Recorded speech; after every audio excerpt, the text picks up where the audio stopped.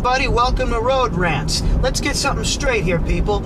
I'm getting a little bit sick of really skinny parking spaces. I figure this is a pretty good thing to talk about while I'm driving. Most of you probably know what I mean. You get into a parking space and there's like 3 inches on either side of the fucking car, and you can't get out. You know, you gotta squeeze out the door and you nearly rip your nutsack open on the edge of it. At least the guys. I certainly hope the girls don't nearly rip their nutsacks. But, and it's stupid. But then you go to certain places and the parking spaces are really wide. And that's cool, but sometimes people park all the way to the fucking side of them. And it doesn't make a difference. Because both people on either side of you are halfway over the line, and you've got barely any space to open the door and get out of your fucking car. But then, you see some places where they have 2 lines, and not just one, to separate the parking spaces. So this way, what that means is, no matter how wide the space is, as long as it's wide enough to accommodate your standard car, you've always got a little bit of extra room. Now, my truck is a little bit wider than most cars, so I'll often need a little bit of extra room to get out of it, or to open the other doors and put stuff in it, or take stuff out of it. So I appreciate those parking spaces with the double lines, because I always have at least that, whatever it is, like a foot usually. And it may not seem like much, but it can make a hell of a difference. And this way, even if the asshole next to you parks a little bit over the line, you've still got some extra room. Because, come on, it takes a really up asshole shithead to park all the way over the second line of a parking space. In this case, I don't think any judge would fault you for banging the shit out of the side of his fucking expensive SUV with the door of your shitty little whatever kind of crappy car you got. It all comes down to a real simple thing. People drive like fucking morons and they don't park very much better.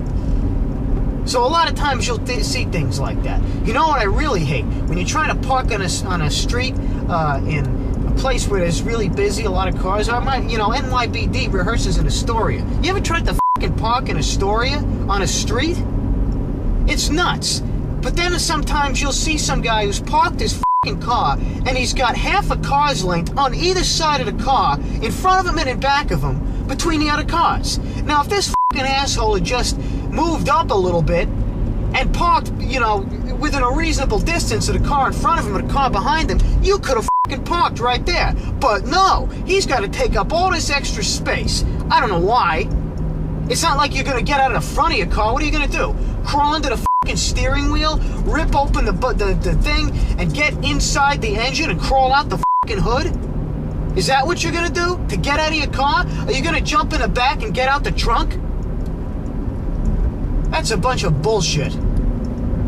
They should regulate all parking spaces like that. I've seen plenty of places where they draw lines, going sideways on the side of the street, so you know where you're allowed to park and where you're not allowed to park. And it makes things a lot easier. More commonly, I've seen the lines in front of driveways, so it's like you can park here, but you can't park here. That's good. That's understandable, because you don't have to worry about, I wonder if I'm too far over.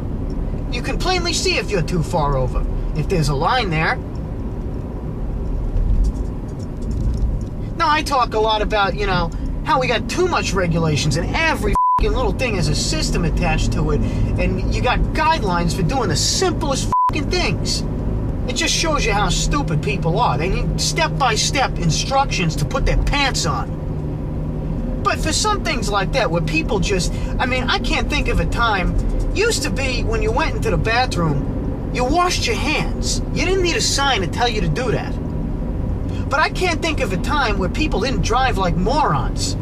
I haven't been driving that long, but God, my whole life, before I was even old enough to cross the street by myself, I was getting pissed off by moron drivers. And what's the hardest part of driving? What's that thing you're worried about the most on your road test? Parking a f***ing car.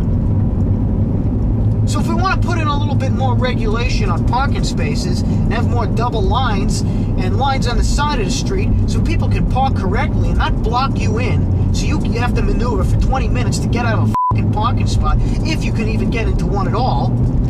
And so people don't have to be parked so close together that you can't get out of your car, and they got to open the door of their car and smash up the side of your car that you just had refinished.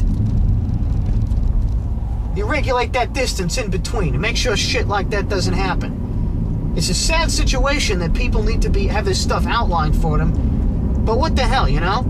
I wouldn't mind that, because not having that kind of stuff outlined is an inconvenience to me. And being a self-centered, self-serving, narcissistic individual, just like everybody else, my own convenience and personal satisfaction comes ahead of everything else in the world. Just admit it. You're the same way. Now, you may be thinking to yourself, well, what's the difference? Maybe I want it the opposite way, and my personal satisfaction comes ahead of yours. What do you have to say to that, Dina Cola? Well, that's real simple. And to everybody that agrees with me, anyway, that's all I have to say for this time. This has been Road Rants. I'll see you later.